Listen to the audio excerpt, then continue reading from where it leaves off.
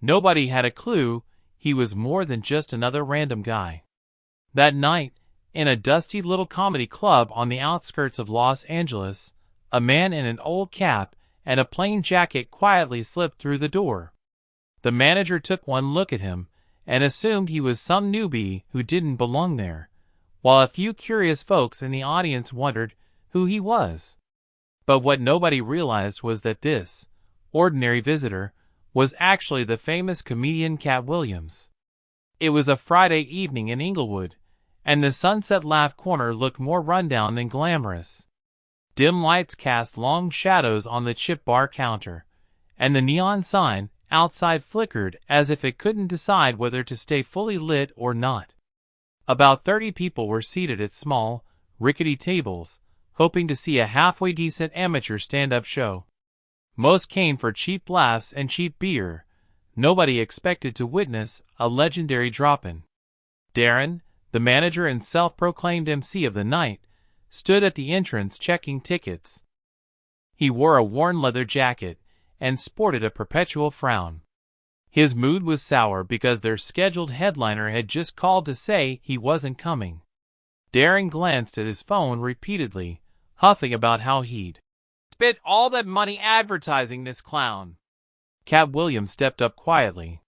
He was wearing a low-profile baseball cap that partially covered his eyes, and a faded brown jacket that looked like it came straight out of a thrift store. He handed Darren the $30 cover fee without a word. Darren barely looked at him, tossing Katt's change into his palm as if it were a nuisance. "Hey," Katt said politely, "I heard tonight was supposed to be open mic. Any chance I could sign up for a spot?" Darren let out a chuckle that was more scornful than amused. "Sign-ups are full, pal. Besides, we can't afford any more wannabe comics messing up the vibe. Trust me, you don't want to embarrass yourself." Katt, staying calm, merely nodded. "All good. I'll just watch then." He felt a flicker of disappointment. He'd hoped the place would be more welcoming, but shrugged it off. He walked inside, eyes scanning the cramped, dingy room. The low ceiling was covered with old gig posters, some half-torn, some curling at the edges. The stage was lit by a single, buzzing spotlight that made everything look slightly washed out. A few customers, half focused on their phones, half listening to the stand-up acts on stage, glanced Katt's way. One or two whispered, "Man, that guy looks kinda familiar," but couldn't place him. Meanwhile, behind the bar, Mia, one of the staff, suddenly recognized Katt's profile. She'd seen his specials on Netflix, recognized that signature stance, the way he tilted his head. Her eyes went wide. She whispered to a coworker, "I swear that's Katt Williams." But her coworker shrugged, saying Darren would never believe it. On stage, an amateur comic tried a few jokes about his day job, getting mild chuckles at best. The mood felt lukewarm.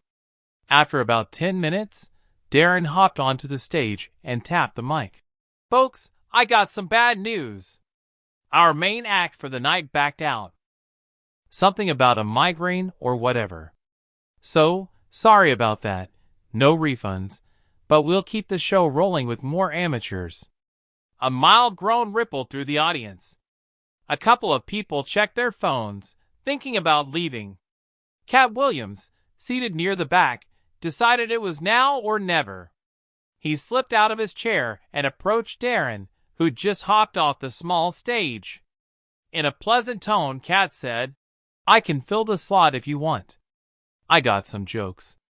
Darren's expression twisted into a blend of irritation and pity. "Dude, no offense, but we're trying to keep a certain standard. You see these folks?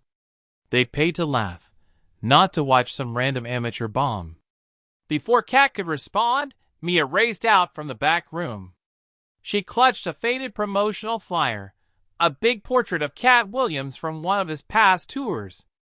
On it was his face, his signature hair, and bold letters proclaiming his name. She tried to whisper to Darren, "You need to let him go up. This is Katt Williams." But Darren shot her an annoyed look, brushing her aside with a muttered, "Stop messing around." Frustrated, Mia took matters into her own hands. She marched onto the stage, grabbed the mic, and spoke quickly. "Ladies and gentlemen, can I get your attention, please? We have a very special guest tonight. A surprise performer. Some of you might know him as one of the biggest comedy stars out there. Let's give it up for Katt Williams." Silence fell as the audience collectively inhaled. Then heads spun toward the table where Katt stood, cap in hand. He exhaled and stepped forward. A flicker of recognition spread across the room. People fumbled for their phones, some already filming. Darren's jaw dropped. Katt walked up the rickety steps to the stage, took the mic from Mia, and set his cap down on a stool. He flashed a mischievous grin, the same one fans had seen 1,000,000 times in his specials. The applause surged, and a few cheers erupted. "No way, that's really him." He started casually. "Good evening, y'all.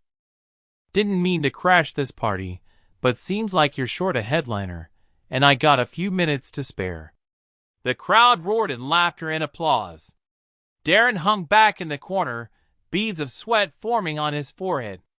Katt launched into a spontaneous set, riffing on the club's shabby decor, pointing out the flickering neon sign outside, the one microphone that kept giving static shocks, and the second-hand bar stools that wobbled whenever you sat down. Then he shifted to recounting how he'd been labeled an amateur. The audience roared in delight as he poked fun at Darren's snap judgments. Every punchline landed. At one point, Katt told a story about the time he performed in an even smaller venue back when he was a nobody. "I used to rock crowds of 6 people, 5 of them half asleep. Trust me, I've seen all kinds of spots. But hey, at least they didn't assume I was clueless." People in the crowd clapped and cheered, soaking up every word. Darren, face flushed, tried to hide in the shadows. Mia caught him, gave him a withering stare that seemed to say, "See what you almost missed out on." After about 20 minutes, Katt paused. He gazed around the room, then held the mic close. "You know, I came here tonight because I love the rawness of small clubs. Wanted to maybe feel that spark again. But I got a cold welcome at the door, let me tell you." He turned toward Darren, who could practically feel every eye in the place burning into him. "Brother, next time someone asks you for a set, maybe don't call him an amateur. Might be the best free headliner you never knew you needed." The crowd erupted in laughter, though a twinge of awkwardness hung in the air for Darren. Katt continued, "But let's be real. Even if I wasn't famous, you gotta treat people right. Clubs like these are supposed to be where new talent's welcomed, not turned away. We all start somewhere." He ended with a round of applause so loud it seemed too big for such a tiny venue. People leapt to their feet, phones still recording. A few dashed forward, hoping for selfies. Katt obliged with a friendly grin.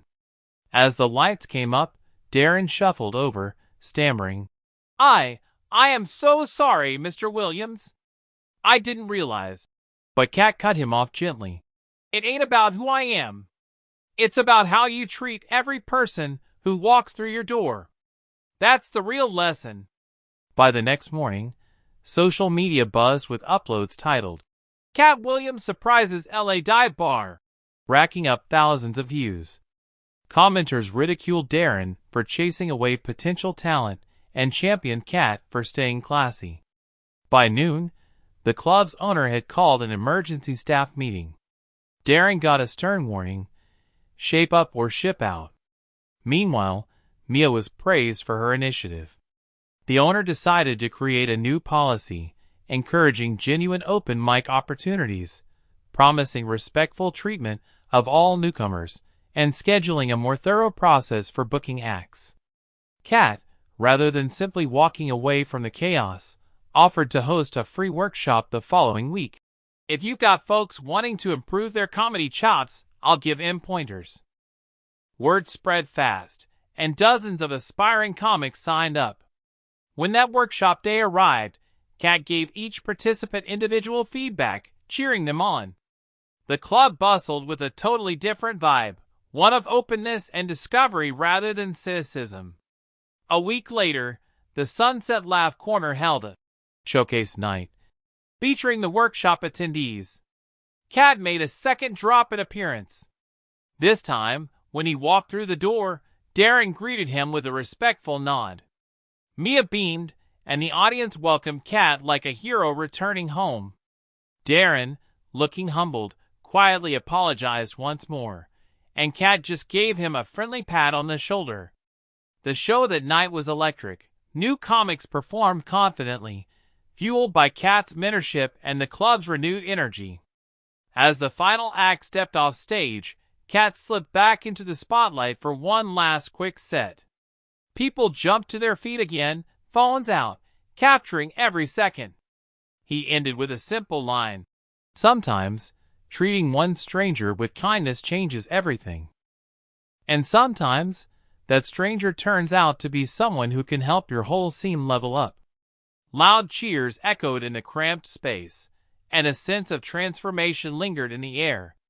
That rundown comedy club, once defined by cynicism and missed opportunities, now felt alive with fresh hope. And all it took was one underappreciated visitor, someone nobody recognized at first, to flip the script and remind everyone of the power of humility and respect.